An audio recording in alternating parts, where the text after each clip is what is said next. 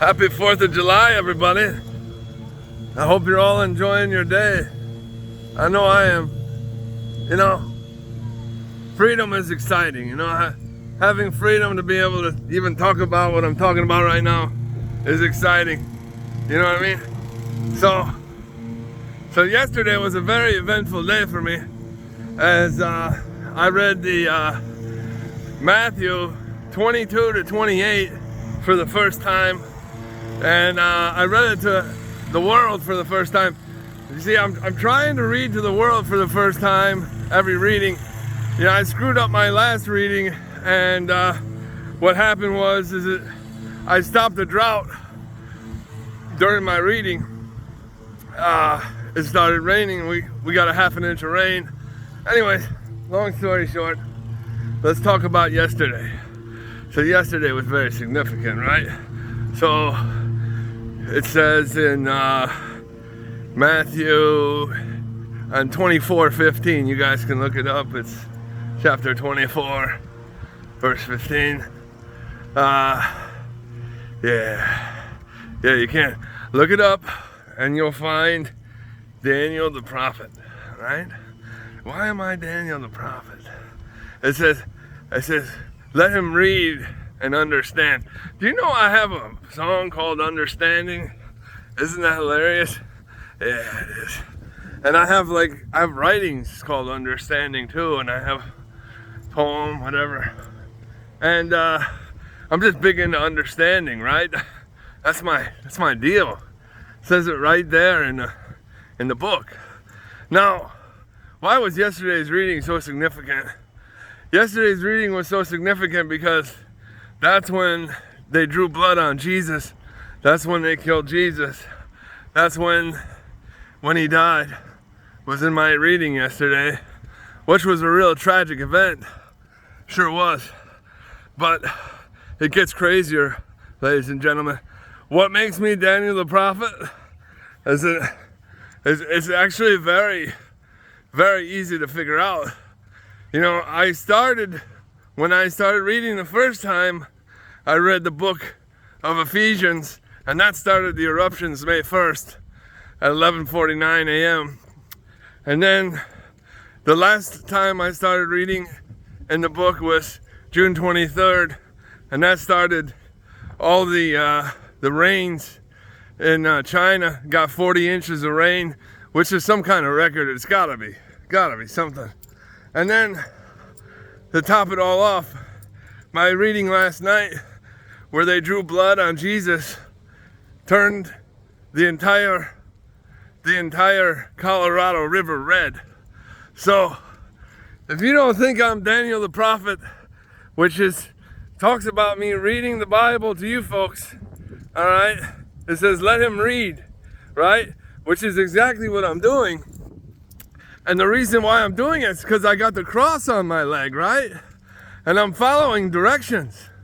Luke 14. Yeah, I'm supposed to sow the word of God. So I'm going to follow directions, I'm going to listen to God, and I'm going to do what he says. And Jesus knew I would. And that's why we're here talking about Daniel the prophet, because I understand I have a significant role in the future of humanity and in humanity in general. So, you know, I still might be he who hath an ear. I mean, because I only got one ear, right? I mean, that's what I was thinking I was to begin with. You know what I mean? So, Daniel the prophet might be he who hath an ear. Why not? They say it's Jesus, but I don't know.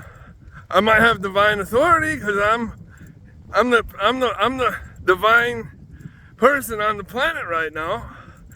You know, as it would seem. Now, this is all based on data. I've got lots and lots of data already that I've collected.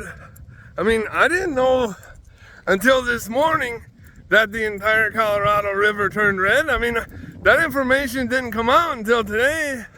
How could I know that? I didn't know that was going to happen. And then it says, you know, disasters and stuff increased, whatever, yesterday. But my point is, there's no way that I'm not Daniel the prophet. Okay? It's impossible. It's impossible. I mean, just look at me. Do I look normal to you? Do I look average? Do I look above average? No, I'm way above that.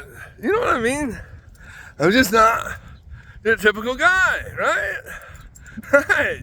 All right, now we got that understood. So, I've always been trying to figure out who I am in the Bible, and sure enough, I think it's the only future prophet. I haven't read that far yet, but I'm the future prophet in the Bible. Yeah, Jesus says it. He sure does. He sure does.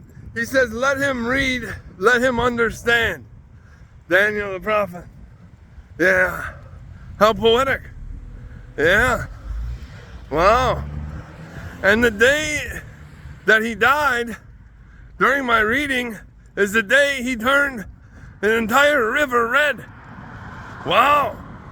That's a neat trick. Wow. I think y'all should start taking me serious as I am serious. You know, I got the cross. You know what I mean, on my leg? Like, it's a serious thing, you know? It's not just like, that's just a personal memento like they tried to tell me at the church. Well, at least one of the guys did. Couldn't believe he said that. I'm like, that's impossible. There's no way I got a rash on my leg and then a white cross shows up in the middle of that thing and then I'm not somebody really major in the Bible.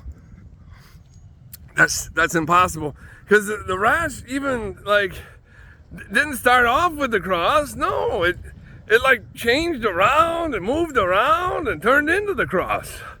Like I've never seen a rash do anything like that in my entire life. Nor has anyone else. Okay? Alright?